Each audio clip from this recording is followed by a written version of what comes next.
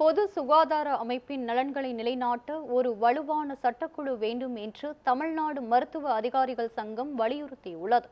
தமிழ்நாடு மருத்துவ அதிகாரிகள் சங்கத்தை சேர்ந்த 50க்கும் மேற்பட்ட மருத்துவர்கள் பொது சுகாதார உள்கட்டமைப்பை பாதுகாக்க சென்னை கீழ்ப்பாக்கத்தில் உள்ள மருத்துவ கல்வி மற்றும் ஆராய்ச்சி இயக்குநரை சந்தித்து பல்வேறு கோரிக்கைகளை முன்வைத்தனர்.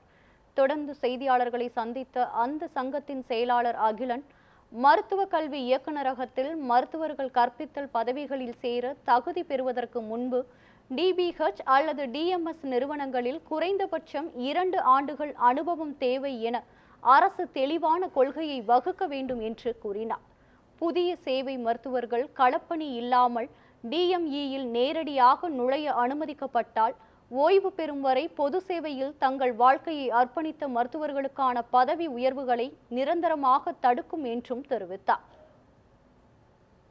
சேவை மருத்துவர்களுடைய உரிமையை பறித்து அவர்களுடைய அவர்களுடைய இடங்களை பறித்து நாங்கள் உங்களுக்கு முன்னாடி நாங்கள் போவோம் அப்படின்னா, இப்போ இவங்க டீச்சிங் எக்ஸ்பீரியன்ஸ்னு சொல்கிறாங்க. நாளைக்கு ஒரு 25-40 பேருக்கே கொடுத்தா கூட இதில் இருக்கிறவங்கெல்லாம் நாளைக்கு ஒரு ப்ரொமோஷனுக்கு போனாலோ ஒரு டீன் பேனலுக்கு போனாலோ இவங்களுடைய சீனியாரிட்டி பாதிக்கப்படும். நாளைக்கு அவங்க கடைசி இடத்துல இருப்பாங்க.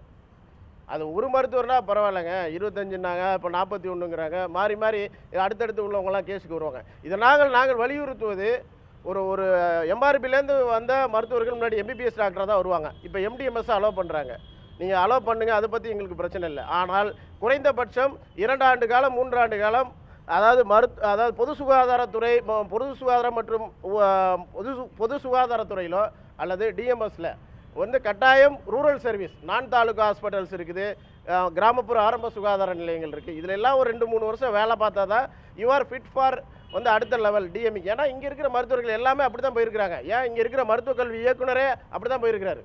ஆரம்ப சுகாதார நிலையத்தில் பணிபுரிஞ்சு அடுத்து மருத்துவ மனைகளில் பணிபுரிந்து அடுத்து தான் மருத்துவ கல்வி இயக்கத்துக்கு போகணும்.